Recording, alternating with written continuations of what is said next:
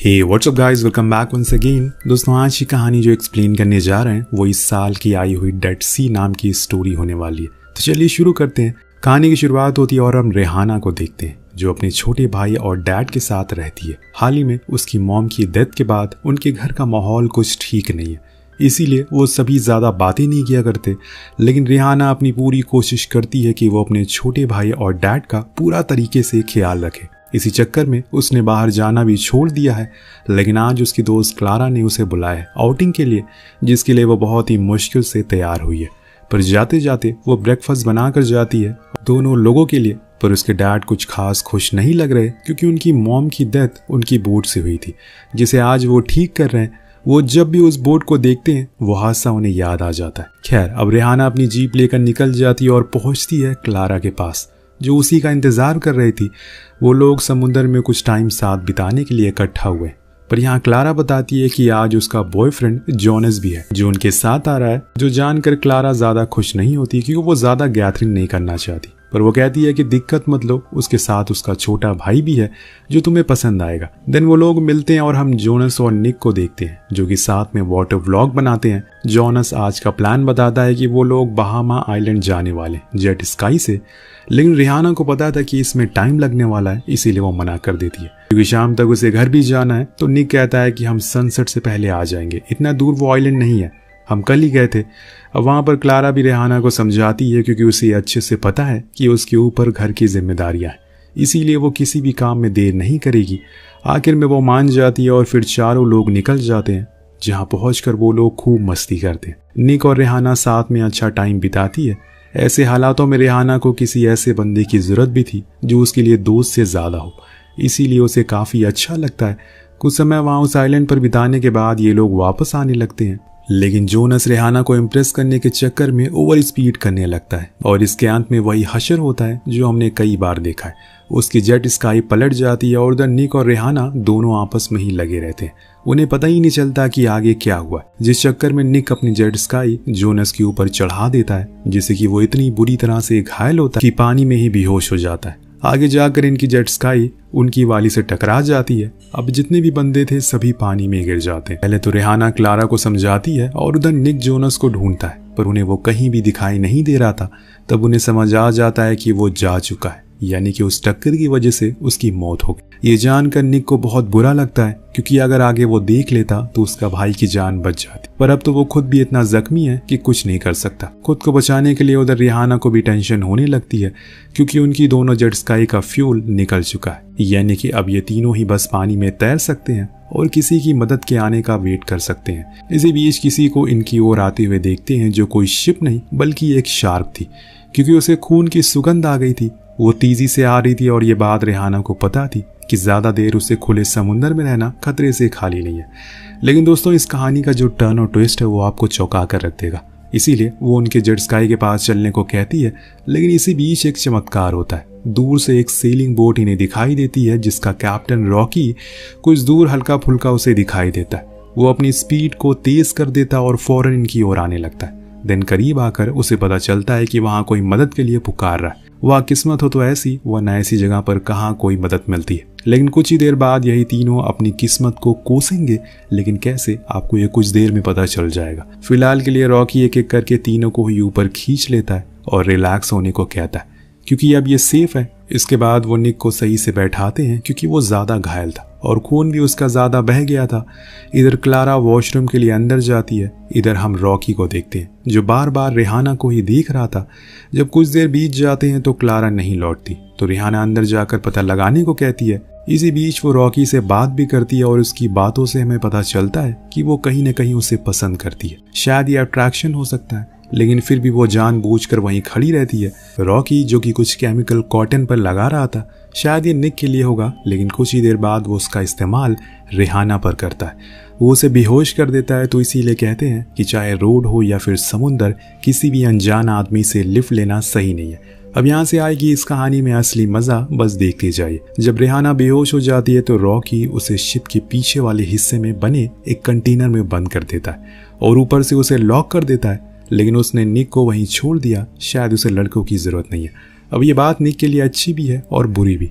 मैं ऐसा क्यों बोल रहा हूँ ये आपको कुछ ही देर में पता लग जाएगा। 2 घंटे बाद जब रिहाना की आंख खुलती है, खुद को ऐसी जगह पर बंधा पाकर बहुत ही ज्यादा डर गई थी। वहाँ क्लारा भी उठ गई थी, जिससे उसी कंटेनर की एक लकड़ी के टुकड़े पर हेल्प में लिखा हुआ था। यानी कि ना तो ये पहली है जिन्हें यहाँ पर बंद किया गया और ना ही आखिरी। वो पूरी जगह किसी चैम्बर जैसी लग रही थी जिसे बाहर निकलने का बस एक ही रास्ता था, जो कि अभी बंद है। जो भी इन्हें मैट्रेस दी हुई थी उन पर खून के निशान थे और ढेरों लड़कियों के बाल थे जो शायद टूट कर गिरे होंगे। यहाँ पर ये सब दोनों बहुत ज्यादा डर जाती हैं ये सब देखकर और सोचती हैं कि आखिर वो यहाँ आई क्यों। लेकिन जो होना था वो तो हो गया, अब इन्हें यहाँ से बाहर कैसे निकलना है ये सोचना होगा, क्योंकि जितने दिन ये यहाँ पर बिताएंगी उतना ही खतरा बढ़ता जाएगा।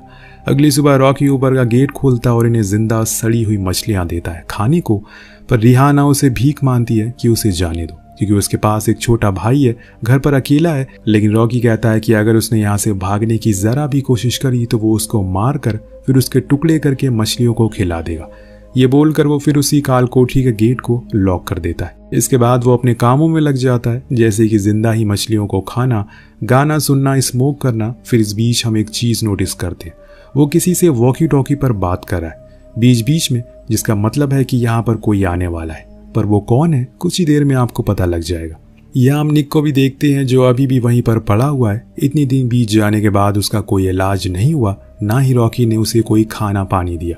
4 दिन बाद एक याच की आवाज आती है जिससे वो दोनों लड़कियां सुन लेती हैं और बहुत खुश होती हैं। शायद कोई इनकी मदद के लिए आया होगा या फिर कोई कोस्ट गार्ड होगा, पर वो एक डॉक्टर होता है जिसने अपनी याच काफी दूर खड़ी करी थी और वहां से एक छोटी बोट में यहाँ तक आया था। वो पहले तो आकर निक को देखता है और पूछता है कि कब से ये यहाँ पर ऐसे। तो रॉकी बताता है कि तकरीबन 4 दिनों से, जिसे सुनकर वो डॉक्टर कहता है कि कोई नहीं, ये हमारे काम आ जाएगा।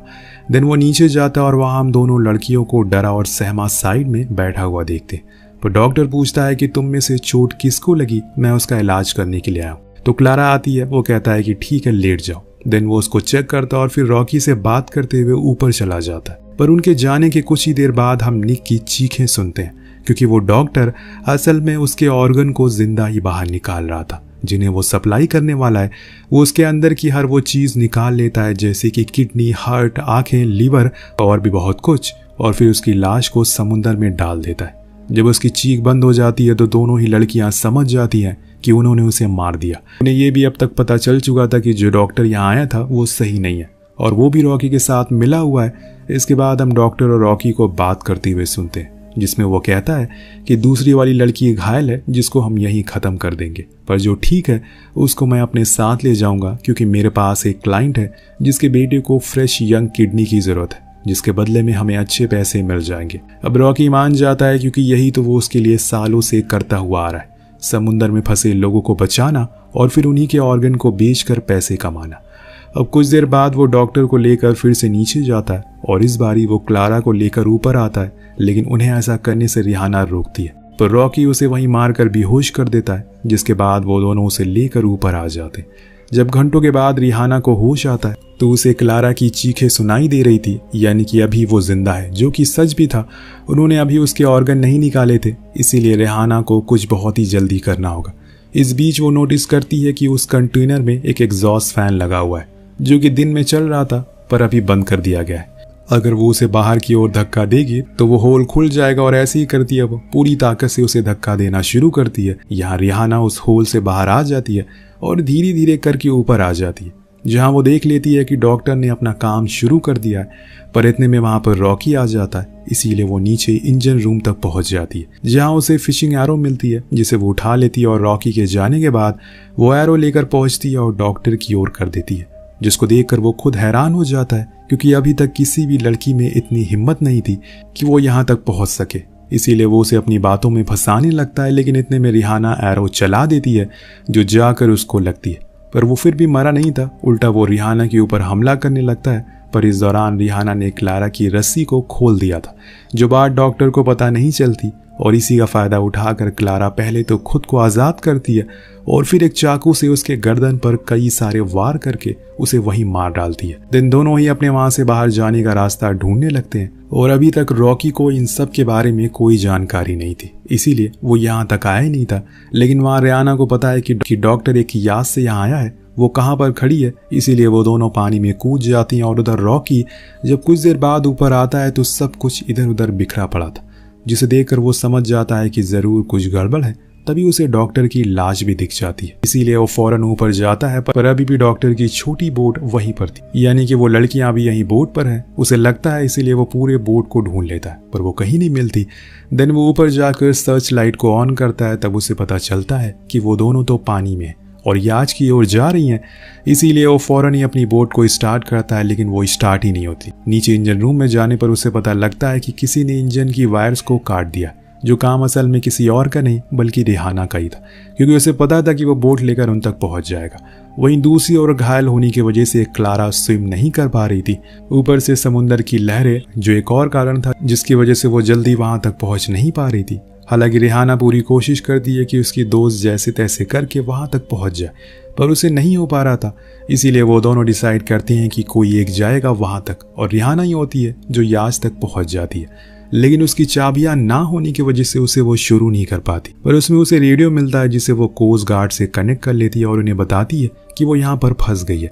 उसके पास चाबियां नहीं है, तो वो उसे पीकर नाम के डिवाइस को ढूंढने को कहते हैं, पर वो उसे कहीं मिलता ही नहीं। हालांकि उसे फ्लेयर मिल जाती है, पर कोस्ट गार्ड वालों का कहना था कि वो बिना पीकर के उसे नहीं ढूंढ पाएंगे, क्योंकि वो बहुत ही ज्यादा दूर है। इसीलिए अब रेहाना फिर से कोशिश करती है और इस बारी उसे वो पीकर भी मिल जाता है, जिसको एक्टिवेट करने के लिए उसे उसको पानी में फेंकना होगा ताकि वहां तक उसकी लोकेशन पहुंच सके। पर जब वो ऊपर जाती है तो डेक पे उसे महसूस होता है कि जैसे कोई वहां स्विम करके उस तक आ रहा है। शायद ये रॉकी होगा, इसीलिए वो वहीं छुप जाती है। कुछ देर में हम रॉकी को याच पर देखते हैं, यानी कि उसका शक सही था। वहां रेहाना नीचे याच के बेडरूम तक जाती है, जहां पर वो डॉक्टर की फैमिली फोटो को भी देखती है, जिसमें उसके खुद की 2 बेटी थी और वो लोगों के साथ ऐसा कर रहा था। इसी बीच जब वो ऊपर आती है तो उसे रॉकी पकड़ लेता और पेट में चाकू मार देता है, जिससे कि रेहाना वहीं गिर जाती है। पर यहाँ वो रॉकी को मैनिपुलेट करके ऐसा उसे दिखाने की कोशिश करती है जैसे कि वो उसे किस करना चाह रही हो। जैसे ही वो उसके करीब आता है, वो उसके मुंह पर फ्लेयर छोड़ देती है और इस चीज से वो तड़पना शुरू हो जाता है और वहीं गिर जाता है। रेहाना खुद को घसीटते हुए दर्द में कर्राते हुए किनारे के करीब आती, पीकर को पानी में फेंकने की कोशिश करती है, पर वो वहीं किनारे पर ही अटक जाता है। इतने में रेहाना भी बेहोश हो जाती है, लेकिन जिसको जिंदा रहना होता है वो किसी भी हाल में जिंदा रह जाता है। रात भर वेव्स की वजह से वो याच हिलती डुलती रहती है, जिसकी वजह से पीकर खिसकते खिसकते पानी में गिर जाता है और एक्टिवेट हो जाता है। और इस वजह से सुबह होने पर हम वहां पर एक कोस्ट गार्ड बोट को देखते हैं, जो आकर रेहाना को बचा लेते हैं। उन्हें रॉकी की भी लाश मिलती है। इन दोनों को लेकर वो जाने ही वाले होते हैं कि उन्हें समुद्र में तैरती हुई क्लारा भी दिख जाती है, जो अभी भी जिंदा थी, जिसे ये लोग फौरन ऊपर लाते हैं। पर वो बहुत ज्यादा रो रही थी, क्योंकि ऐसा कुछ हो जाएगा उनके साथ उसे कभी सोचा भी नहीं था। अब सब कुछ खत्म सा हो गया है। और रेहाना का क्या, अभी तो उसकी मॉम की डेथ के सदमे में वो बाहर आ भी नहीं पाई थी, और अब ये ट्रॉमा, न जाने कब वो इन सब से बाहर निकलेगी। दोनों दोस्तों को सही सलामत किनारे पर लाया जाता है, जहां वो एक दूसरे को देखकर स्माइल करते और कहानी इसी दृश्य के साथ खत्म हो जाती है। वेल, आपको कहानी कैसी लगी नीचे कमेंट करके जरूर बताएगा। मिलते हैं अगले वीडियो में। Thank you so much watching. Peace out.